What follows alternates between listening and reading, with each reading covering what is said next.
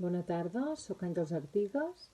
Junt amb Oriol Garanyer som els comissaris de l'Art i Gavarres i voldria explicar-vos una miqueta com hem viscut aquest confinament i de quina manera ha repercutit en l'organització del nostre festival. En principi, penso que a nivell personal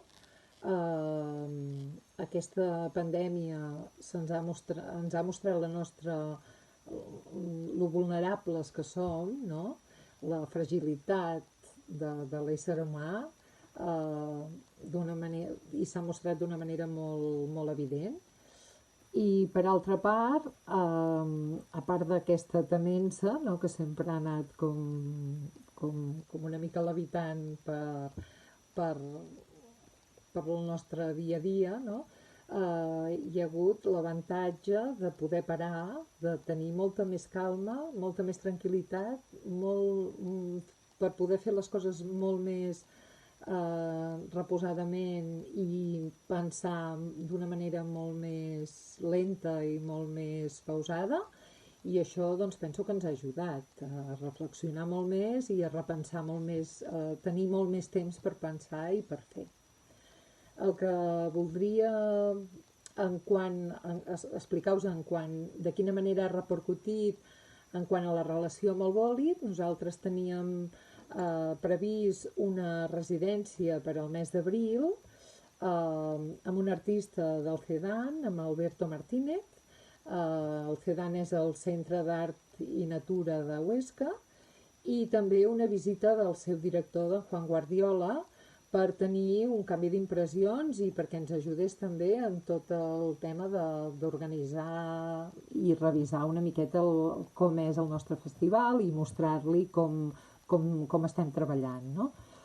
I doncs tot això evidentment s'ha hagut de posposar i segurament ara buscarem unes noves dates, o bé l'artista, l'Alberto Martínez, serà un dels artistes que hi haurà a Girona durant l'Art i Gavarres, però sí que és veritat que hem perdut poder la possibilitat de tenir aquest temps previ per preparar la seva peça doncs d'una manera molt més acurada i molt més, i tenir més temps, no?, per poder fer aquesta feina.